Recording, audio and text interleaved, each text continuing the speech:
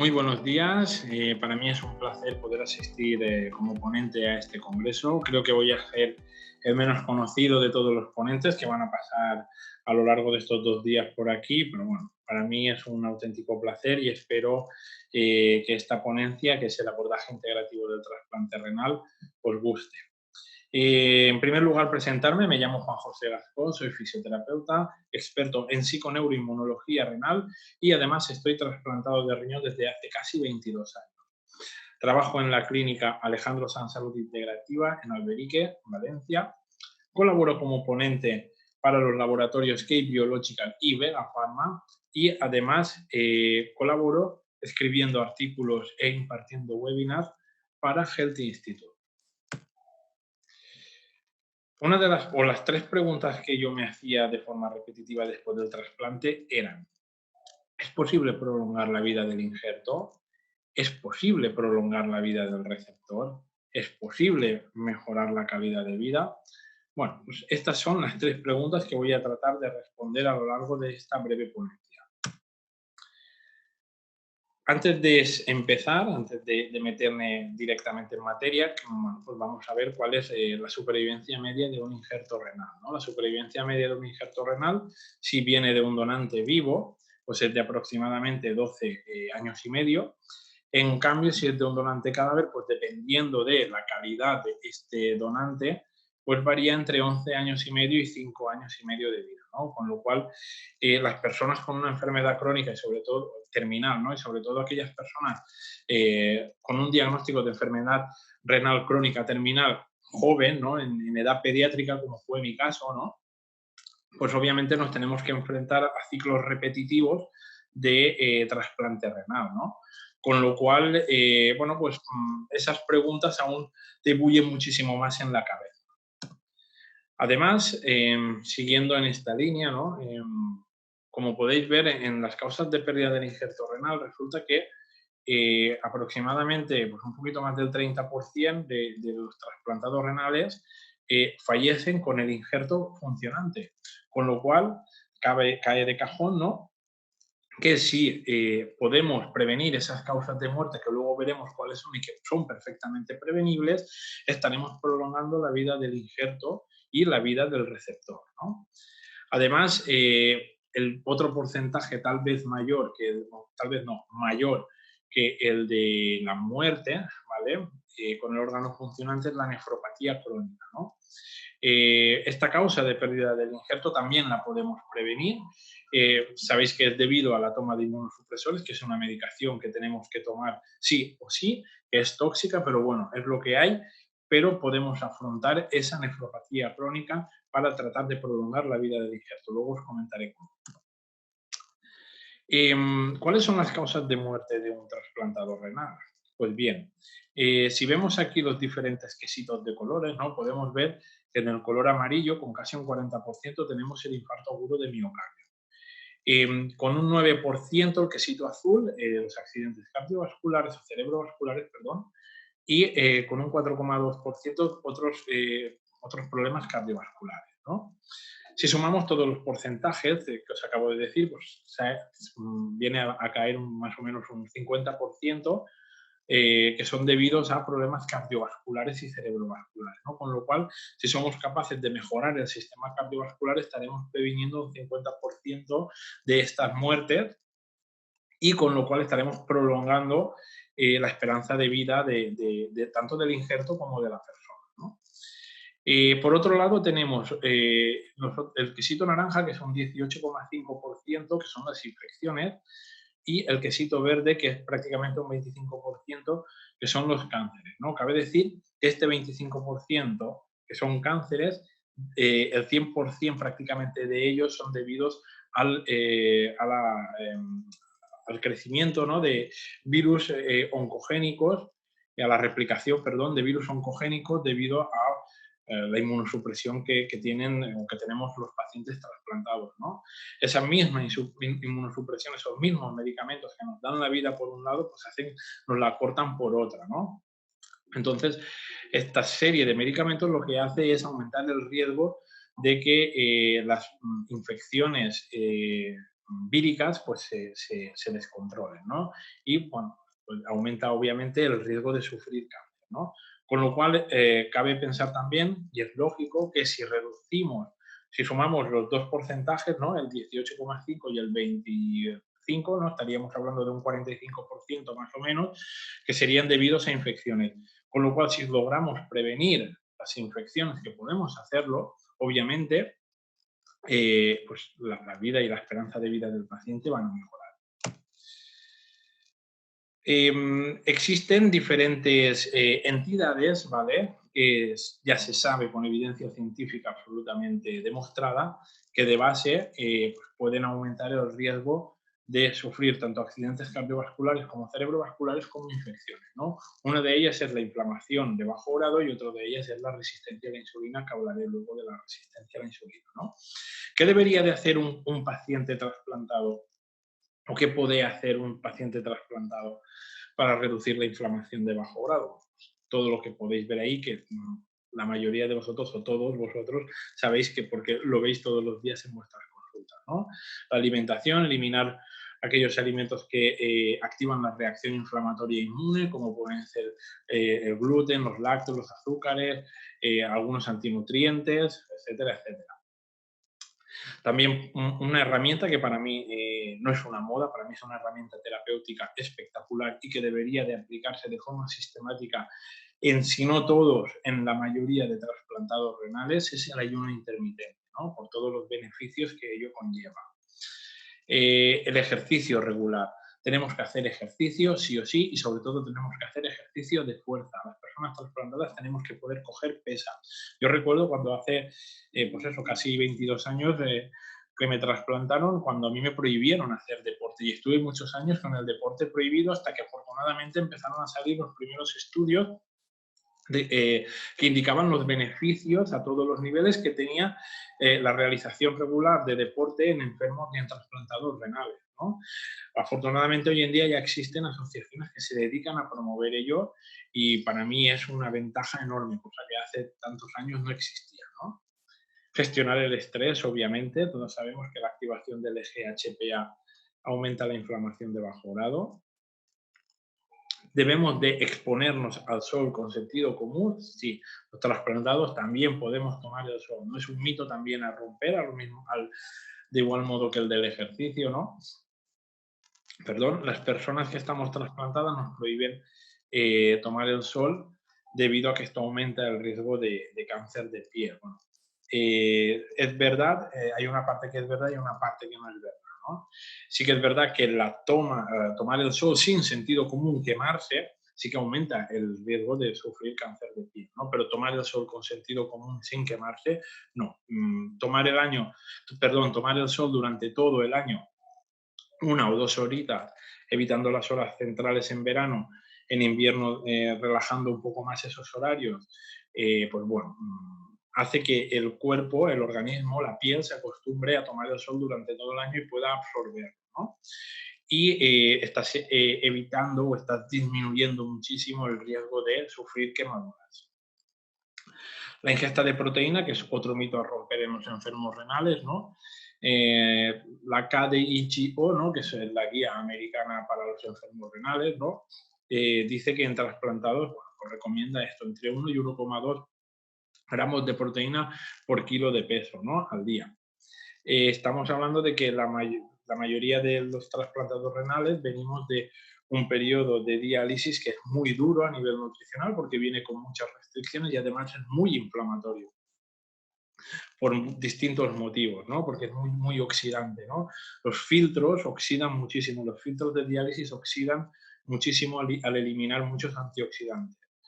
Bueno, esto puede llevar a un cuadro que se llama el desgaste proteico energético, ¿no? El hecho de no consumir proteína, ¿no? Con lo cual, para mí, es muy importante que un enfermo renal consuma entre 1 y 1,2 gramos de proteína al día, ¿vale? Por kilo de peso, porque es muy importante para él. Estamos hablando de que para una persona como yo, que pesa 65 kilos, estaríamos hablando de 2 huevos y entre 300 y 400 gramos de carne o pescado, por ejemplo, ¿no? Y vamos a desterrar ya de una vez para siempre que la proteína daña el riñón, porque los estudios de evidencia científica más actuales y con un número importante de población nos indica que esto no es así.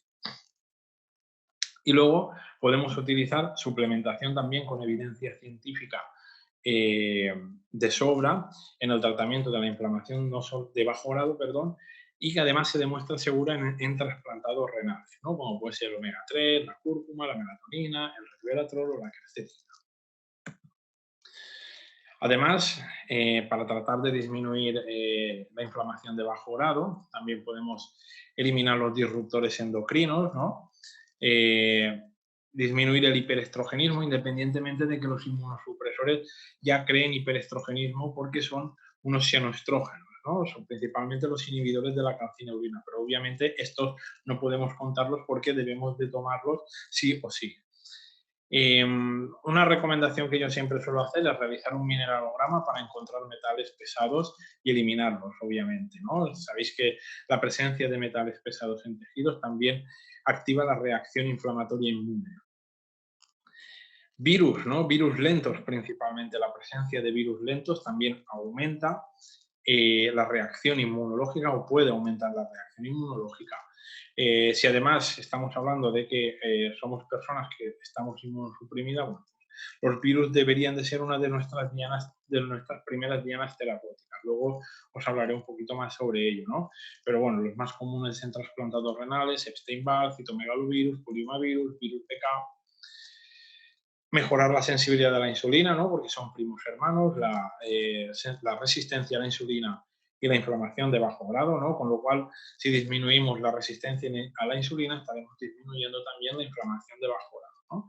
Corregir carencias nutricionales y minerales, regular el ciclo circadiano del sueño y vigilia, ¿no? Las personas que hemos pasado por un trasplante, la mayoría de nosotras tenemos alterado el ritmo sueño-vigilia, tenemos un sueño muy deficiente, con una fase REM, perdón, muy corta y bueno, que realmente no satisface las necesidades del sistema inmunológico por la noche, ¿no? De poderse activar y poder reparar, ¿no? Con lo cual, casi se hace necesario la suplementación con melatonina. Y yo para mí diría que no casi, sino en la totalidad, ¿no? Simplemente porque la melatonina tiene un efecto antioxidante muy potente. De hecho, es el antioxidante más potente que tiene el organismo. Tratar la hiperhomocisteinemia, que siempre se pasa por alto, porque no es algo que se trate en los hospitales de forma habitual y es muy fácil de reducir la hiperhomocisteinemia y corregir problemas metabólicos como puede ser el hipotiroidismo, que también en ocasiones puede ir asociado al trasplante renal, o la enfermedad renal. La resistencia a la insulina, ¿vale? Que muchos de vosotros o todos vosotros ya estáis también cansados de tratar día a día, ¿no? Se le debe recomendar al paciente, ¿no? El reducir alimentos con una alta carga glicémica, como puede ser el arroz, el trigo, la patata, tubérculos, etcétera. El ayuno intermitente, insisto, no es una moda, es una herramienta terapéutica muy buena. Nosotros en clínica hemos conseguido revertir diabetes post-trasplante, ¿no? Diabetes de nuevo post-trasplante únicamente con ayuno intermitente. Y bueno, para mí es muy importante que se empiece a meter casi de forma sistemática el ayuno intermitente y que deje de verse como una moda, porque no es una moda. Bien aplicado es una herramienta terapéutica fantástica. Incluir el almidón resistente de forma regular en la dieta, realizar ejercicio, ¿no? La famosa polipíldora, que es el ejercicio, y que, insisto, al principio nos prohibieron, pero cada vez ya somos más las personas trasplantadas que realizamos ejercicio de forma regular, ¿no? Se ha demostrado, ¿no?, que para combatir la resistencia a la insulina es mucho mejor ejercicio intenso, ¿vale? De corta duración, realizado varias veces al día, ¿no? El famoso sit break, ¿no? Consiste en realizar 20, 30 sentadillas o 40 flexiones o 50 abdominales, ¿no? Cada hora y media, ¿no? Sobre todo para aquellas personas que trabajamos tenemos un trabajo mucho más sedentario, ¿no? Utilizar la metformina, ¿no? La metformina además tiene otras muchísimas aplicaciones. Evitar los glucuréticos, ¿no? Los glucuréticos son aquellos fármacos para el control de la glucosa en sangre, que lo que hacen es aumentar la eliminación, bueno, que controlan el nivel de glucosa en sangre, eliminándolo por la orina, ¿no? Con lo cual pueden aumentar el riesgo de infecciones en la orina. Por eso no me gusta este tipo de medicamentos en personas trasplantadas. Directamente es que no me gustan. Podemos utilizar suplementación también, como la berberina o el ácido alfa-lipoico. Obviamente, prevenir la sarcopenia, hay que hipertrofiar, ¿no? Ejercicio de fuerza, sí o sí, coger unas mancuernas, cansarnos, tener agujetas al día siguiente, ¿no? Es muy importante aumentar la masa muscular, ¿no? Y para ello también lo que os he dicho antes de la ingesta de proteína. Y bueno, lo que también en relación también a la inflamación de bajo grado, ¿no? Disminuir la inflamación de bajo grado, que como os he dicho antes son primos hermanos, la inflamación de bajo grado y la resistencia a la insulina. Por eso va principalmente, lo que os acabo de decir, la resistencia a la insulina y la inflamación de bajo grado va principalmente indicado para disminuir el riesgo cardiovascular, ¿no? Aunque luego os comentaré un par de detalles más. ¿Qué podemos hacer para disminuir las infecciones en general, ¿vale? Y para disminuir también las infecciones del tracto urinario en particular, que son las más frecuentes en trasplantados renales, ¿no? Bueno, pues obviamente administrar una inmunosupresión mínima, que yo sé que eso los nefrólogos lo hacen estupendamente. Reducir al máximo los antibióticos, es decir, reducir al máximo la toma de antibióticos. Por desgracia vivimos en una farmacología, vivimos en una medicina que utiliza los antibióticos de forma muy sistemática, excesivamente sistemática, sin darse cuenta de los efectos secundarios que tienen estos medicamentos, ¿no?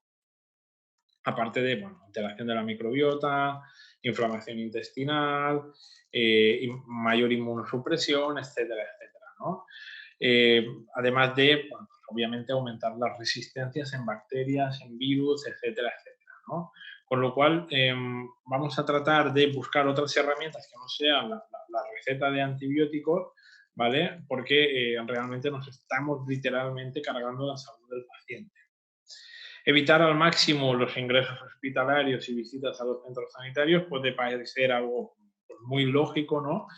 Pero yo os lo digo por experiencia propia, cuando tú llegas a un hospital con 37,5 y aquí pone trasplante, directamente se enciende una luz dentro del médico, ¿no? Que es ingreso, ¿no? Bueno, tal vez no necesitas un ingreso, ¿no? Es probable que lo que necesites simplemente es un tratamiento y irte a casa, ¿no? Por lo tanto, bueno, reducir al máximo los ingresos hospitalarios y las visitas a centros sanitarios, ¿no? Por el tema de las infecciones nosocomiales, ¿no? Ya no solo las que nosotros llevamos, sino las que podemos pillar allí, ¿no? De hecho, bueno, está demostrado que los centros sanitarios y los hospitales son donde mayor número de infecciones hay, ¿no? Mantener una buena higiene personal e íntima, ¿no? Una buena higiene del hogar. Que esto pues, parece muy lógico también, pero no siempre se hace de la forma correcta.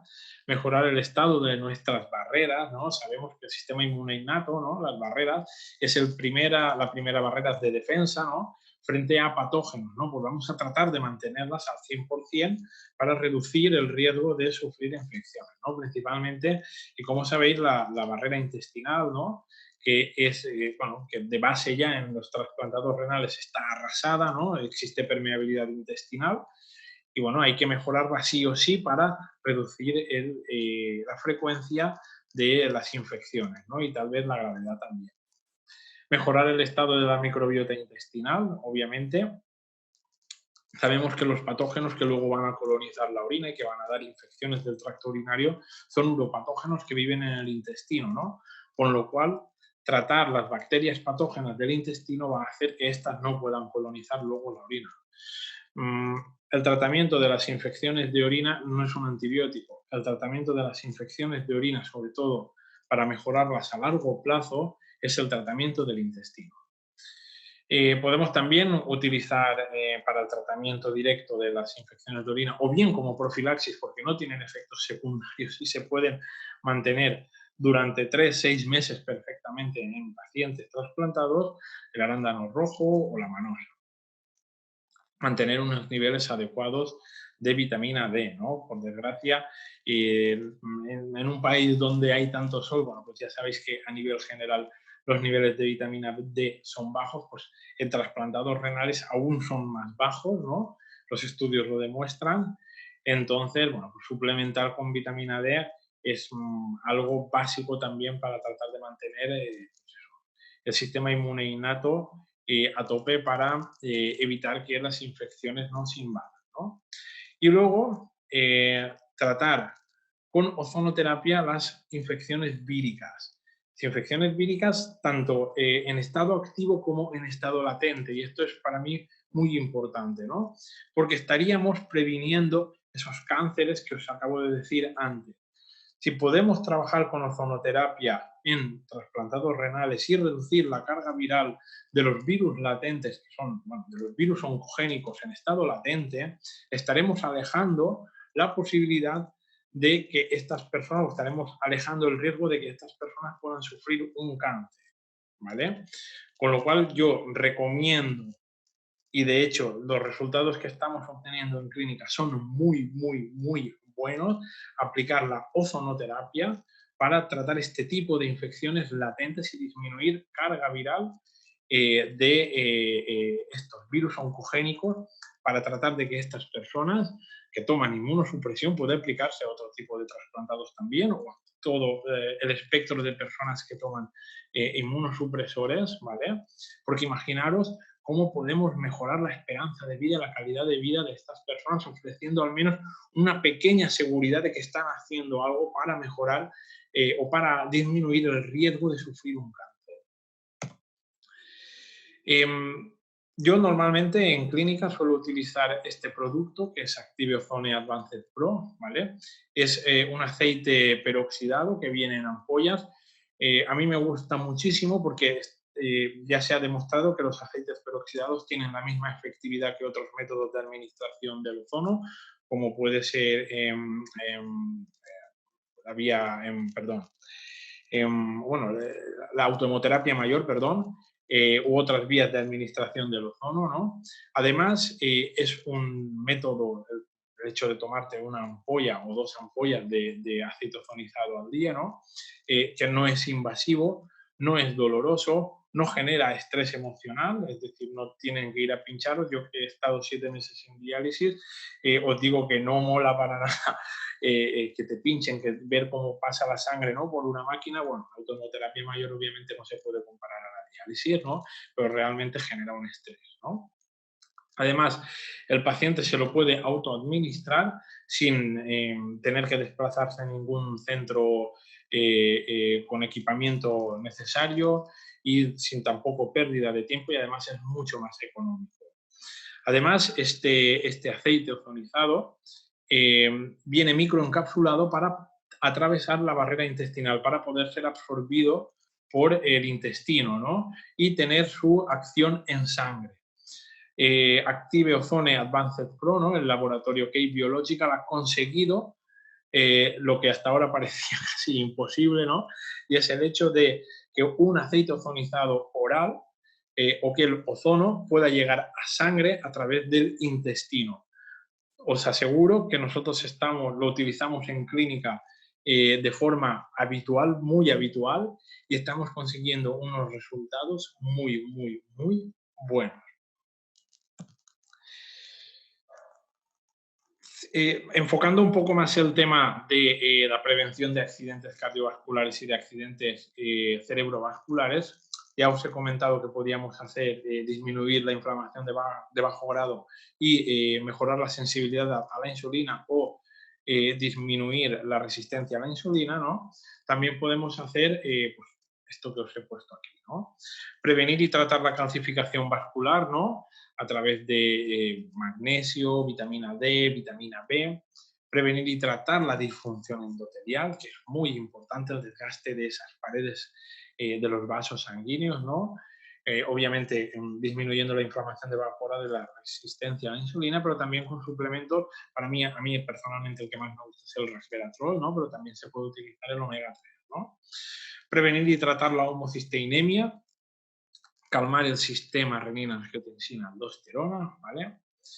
Calmar el sistema simpático y realizar ejercicio. Otra vez, hay que realizar ejercicio de forma regular. Como os he dicho, una vez ya hemos prevenido las causas de muerte, tanto por accidentes cardiovasculares y os he hablado de cómo prevenir, perdón, la muerte por accidente cardiovascular, cerebrovascular o por infección o cáncer secundario a infecciones por virus oncogénicos, ¿no? La otra causa más frecuente de pérdida del injerto era la nefropatía crónica del injerto, que es debida a la toma de los inmunosupresores, ¿no? Estos inmunosupresores lo que hacen es producir una vasoconstricción a nivel de las arterias y de las venas del órgano diana, ¿no? del órgano del riñón, con lo cual se produce un aumento del estrés oxidativo, una menor llegada de sangre, una menor vascularización, etcétera, etcétera. ¿Cómo podemos prevenir esto? Bueno, pues muy simple, ¿no? Obviamente regular la dosis de inmunosupresores, como os he dicho antes, lograr la dosis mínima de inmunosupresor que mantenga el sistema inmune en calma, ¿no? Para que no ataque el órgano. Eso ya os digo que los nefrólogos lo hacen estupendísimamente, ¿no? Mejorar la producción de vasodilatadores que de por sí ya están disminuidos en enfermos y trasplantados renales. Entre ellos el más conocido, el óxido nítrico, ¿no? ¿Cómo podemos mejorar la producción de óxido nítrico? Suplementando con L-arginina, citrulina, malato, ¿no? También podemos utilizar la coenzima Q10, el ginkgo biloba, etcétera, etcétera, ¿no? Pero principalmente L-arginina y citrulina, malato. Y incluso yo diría que ambos juntos, ¿no? Porque la arginina tiene un efecto muy rápido y la citrulina malato tiene un efecto menos potente pero más lento, que combinados hacen que el resultado sea muchísimo mejor, ¿no? Obviamente también podemos aumentar la ingesta de alimentos que mejoran la producción de óxido nítrico, como, bueno, porque son ricos en nitrato, como el ajo, la sandía, la granada, la remolacha, depurativos renales para que no se acumulen los inmunosupresores a nivel renal, como es el taraxacum, la ortiga, el perejil, el abedul, el enebro, y realizar ejercicio. Otra vez, creo que ya la cuarta vez que sale, hay que realizar ejercicio, ¿no? Porque aumenta la producción de óxido nítrico, ¿no? Bueno, y tomar el sol creo que también es la tercera vez que sale, ¿no? No lo sé. Si lo sumáis incluso junto con las veces que os he puesto la suplementación de vitamina D, incluso sale más veces que el ejercicio, ¿no? Hay que tomar el sol porque aumenta la producción de óxido nítrico a nivel de la piel, ¿no?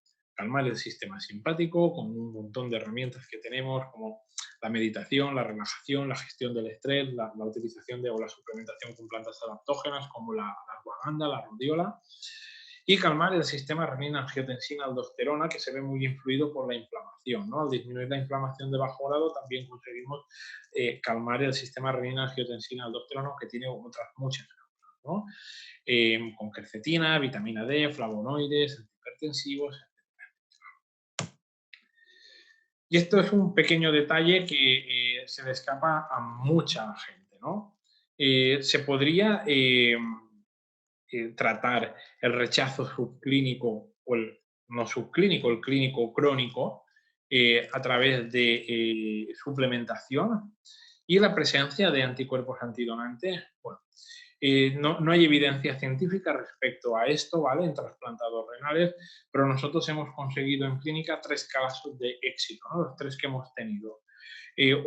Una persona era una paciente de México con un rechazo subclínico, es decir, fue a hacerse una analítica y le aparecieron en sangre, se detectó la presencia de anticuerpos antidonantes, aunque no había clínica, y otros 2 pacientes sí que había clínica de rechazo crónico muy leve, uno muy leve y otro leve.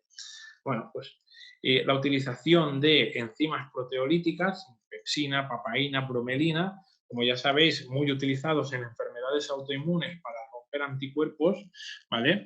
Pues bueno, ya os digo yo que aquí también son muy efectivos. Os estoy hablando de que revertir un rechazo subclínico o crónico muy leve o leve, que es lo que nosotros hemos conseguido en clínica, simplemente nos ha costado un mes, ¿vale?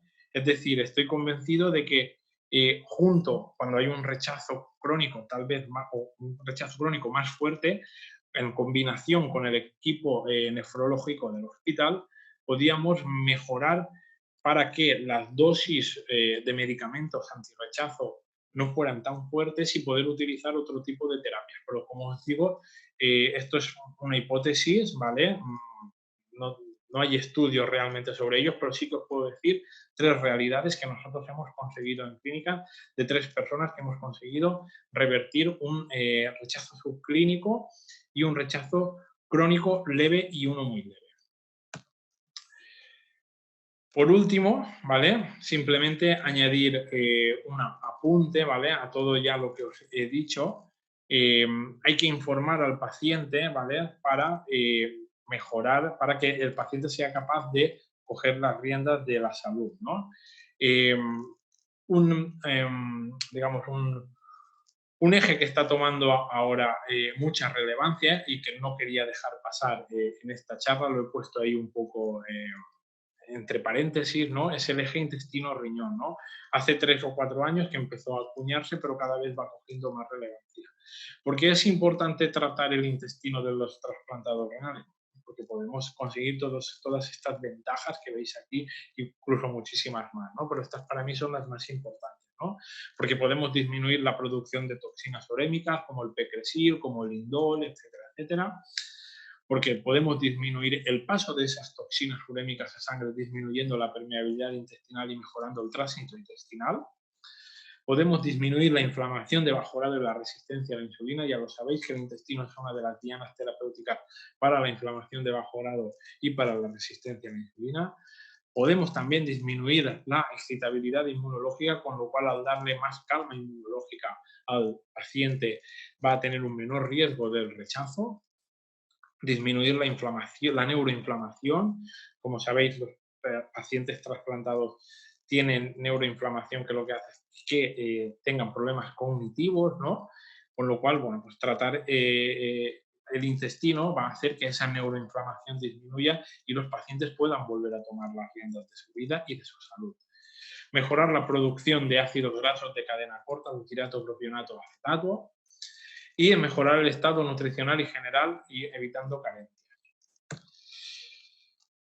Por desgracia, los trasplantados renales, debido a largo historial de pues, terapéutico que hemos llevado, ¿no? Yo en mi caso, para llegar al trasplante, ahora que tengo casi 39 años, he pasado por 20 cirugías, he pasado por muchísimos ingresos hospitalarios, he pasado por un montón de tratamientos médicos, ¿no? Y además, bueno, pues yo tengo la vejiga, ¿no? Mi problema original era que tenía una vejiga congénita que no funcionaba bien, que era muy pequeña, entonces me cogieron un trozo de intestino y me hicieron una vejiga nueva, ¿no? Con lo cual, pues mi intestino, si ya de base era flojo, ¿no? Después de la cirugía lo era aún más, añadido a todos los tratamientos, añadido a todas las circunstancias que os podéis imaginar, pues mi intestino estaba absolutamente destrozado, ¿no? Pues es lo que ocurre con la mayoría de enfermos renales y trasplantados, ¿no? Debido a la hipermedicación, debido a la diálisis, debido a las cirugías, debido a los otros tratamientos como a los antibióticos, ¿no? Pues bueno, el intestino realmente está arrasado, con lo cual utilizar suplementos que mejoren la absorción intestinal es algo que va a mejorar muchísimo la calidad de vida de estos pacientes. ¿Por qué? Porque muchas veces, y os lo digo por experiencia propia, eh, yo he dado suplementos que después de 3 meses, sobre todo en aquellas personas que ya están trasplantadas de riñón o que han padecido una isquemia de colon en diálisis, ¿vale? Y no he conseguido, no había conseguido prácticamente ningún resultado. Fue empezar a utilizar suplementos liposomados y empezar a encontrar esos resultados que yo había perdido, ¿no? Es decir, cuando encontré pues el laboratorio Vega Pharma con toda la gama de suplementos que tiene y que además son todos liposomados, pude empezar a obtener resultados que de otra forma no hubiera podido obtener en trasplantados renales, ¿no? Así que os recomiendo que empecéis a utilizar suplementos liposomados porque los trasplantados renales, como os he dicho, ya tienen una absorción intestinal muy, muy, muy alterada y creo que la mayoría de los pacientes que vosotros os encontráis en vuestra clínica también. Y si no tienen una alteración en la absorción intestinal, os estáis asegurando que con una menor dosis, esa dosis llega directamente a sangre. Así que, bueno. Espero haber respondido a estas preguntas. Para mí, bueno, ya os digo que para mí fueron 3 preguntas que al principio me hacía mucho. ¿Cuánto se podía prolongar la vida del injerto? ¿Cuándo se podría prolongar la vida del receptor? Y en cuánto se podía mejorar la calidad de vida. Os he dado algunos cómo, existen muchísimos más cómo para mejorar para prolongar la vida del injerto y para prolongar la vida del receptor, pero bueno, os he dado los más importantes. Os aseguro que funcionan muy, muy, muy bien. Y bueno, si estáis trabajando con trasplantados renales, aplicarlo desde ya porque lo vais a notar muchísimo y el paciente también. Espero que os haya gustado esta charla y bueno, muchas gracias por haber estado ahí y por haberme escuchado hasta el final. Muchísimas gracias. Hasta luego.